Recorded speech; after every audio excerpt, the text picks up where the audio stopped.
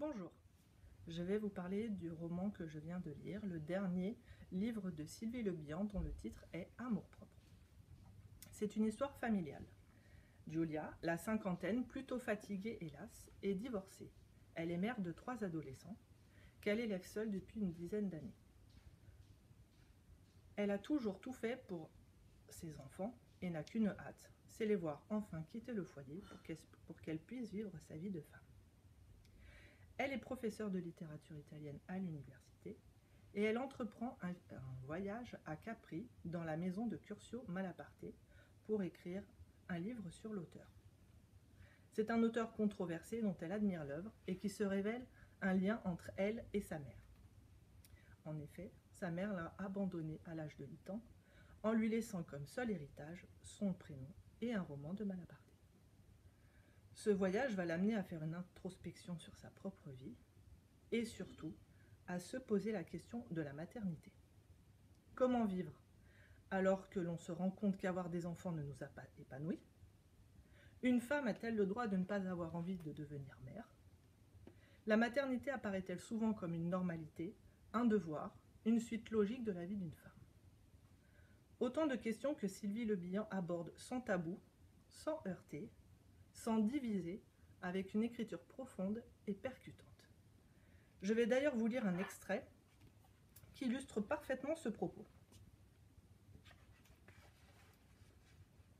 J'ai eu des enfants, car tout le monde autour de moi en avait.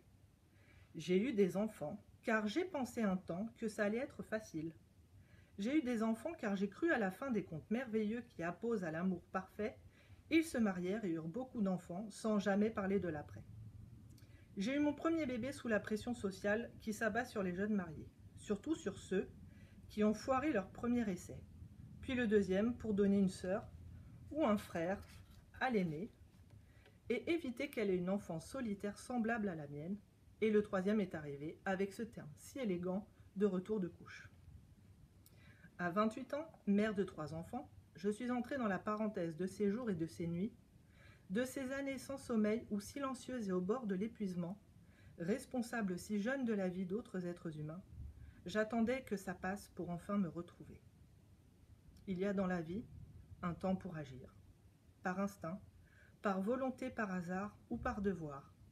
Un temps déterminé pour chaque palier, ensuite arrive celui de réfléchir, de revenir sur ce qu'on a fait, d'analyser froidement ce qu'on a réussi ou raté, et si c'était à refaire, et malgré l'amour que je porte à mes enfants, je pense honnêtement que je ferais tout différemment sans eux. La notion de regret n'existe pas pour une mère. C'est un signe de défaite, une ignominie, un dysfonctionnement qu'il faut cacher ou régler au plus vite. Car il est si facile d'être traitée de folle par les autres, femme comprise dès que le ressenti est différent, voire contradictoire à leur foi en cette histoire de l'enfantement merveilleux qu'on se refile de mère en fille. Mais j'ai eu des enfants et je le regrette.